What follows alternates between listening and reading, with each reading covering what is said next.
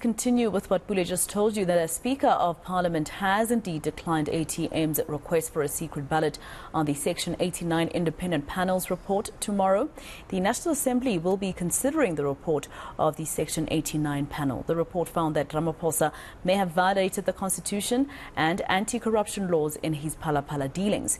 ATM President Vuyo Zungula joins me now for more on this and reaction. Mr. Zungula, thank you very much for your time. Of course, the first question is your reaction to the fact that the National Assembly Speaker has rejected your proposal for a secret ballot tomorrow. Look, Masejo, we are disappointed as the ATM that the Speaker did not take into account the reality that we are highly divided as a country. And this situation has, in fact, is so polarized to an extent that members of the very same party are protesting against one another. However, we are not married to the idea or that it's secret ballot or nothing. Tomorrow, we are going to go to that setting and we are going to push for the vote for that impeachment process to continue, because we want members of the public to know how members of parliament are going to vote, against that probe. Because that probe, in fact, it's an inquiry. Tomorrow we are voting for an inquiry to commence. We are not voting for the impeachment. Therefore, want members of the public to actually see which MPs are against a further probe to get to the bottom of what happened in Phala. Do you think that, I know a lot of political parties, when they go for the secret ballot option and it's rejected, they usually say that they are hoping that ANC MPs vote with their conscience. Is this your plea? Do you believe that that will happen if you do believe that consciously the president should actually be taken on impeachment? Indeed, we want members of parliament tomorrow to vote and put the interests of the people first. We want tomorrow members, of parliament to actually show where do they stand. Are they against corruption, maladministration, abuse of state resources, or they are for them? Because what we're effectively doing tomorrow, I want to repeat this point, tomorrow we are voting whether parliament must get to the bottom of what happened in Phala by examining and investigating or hearing oral evidence from anyone that is involved. So if a person is going to vote against Parliament actually holding an inquiry, that person does not want the truth to come out. That person is anti-accountability. That is what tomorrow's vote is actually all about. Well, I just want to tell you, I don't know if you were privy to watching, what's been happening at the ANC NEC. They are running out of time before their MPs and members of parliament, etc., need to, debate tomorrow this particular report.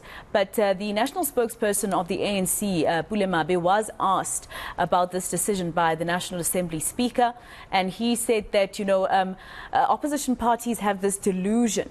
They are in this illusion, rather, that just because it would be a secret ballot, that ANC MPs would then vote with you. He says that that's not how it would work. He says you are illusioned if you think so, and that if you have 7 seats, stick to your 7 seats. What's your response to that?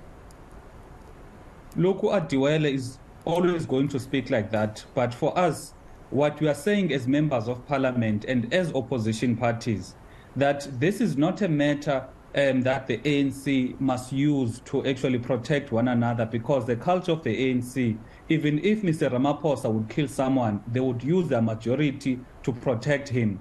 We're dealing with a very, very contentious issue, which is of national importance, that requires members of parliament to vote in accordance to the oath of office they took, that they are going to uphold and respect and defend the Constitution. Therefore, there is no member of parliament that is expected to vote against the upholding of the Constitution and for parliament to do its work of oversight and accountability.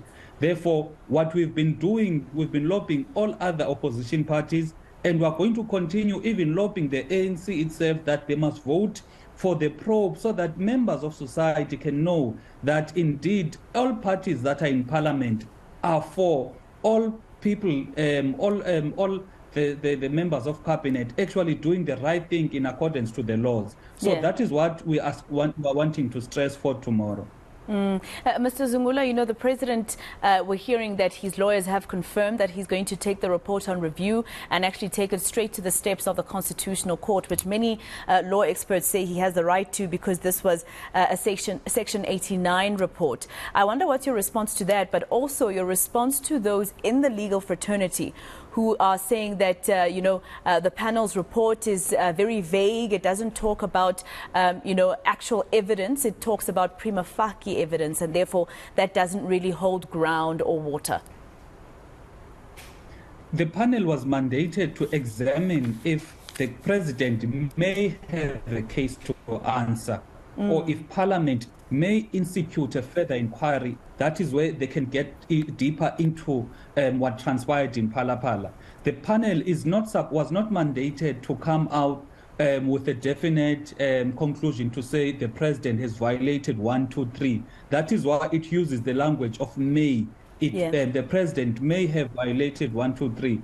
Therefore, tomorrow it is the impeachment committee that will reach that conclusion. Therefore, the president, in my view, does not have any standing to review an opinion and that says he may have committed wrongdoing. And it will be worth it for Parliament to actually set up a committee that will further probe the matter and come with a determination. The determination could be, President, you did not do anything, or President, you are guilty of 1, 2, 3. Why is he fighting against a probe that will actually give him the platform to provide whatever evidence that he has and clears his name? No one said he's guilty. No one said he's guilty of anything. The only thing that the panel has said that he may have done something wrong based on the responses that he gave when he's dealing with what we put as evidence to say this is the nature of the wrongdoing. So by him going to court, by taking Parliament to court,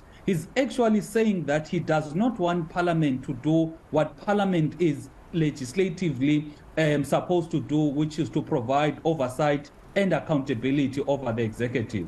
All right. Thank you so much for speaking to us. The president of the ATM, that's the African Transformation Movement, Vuyo Zungula.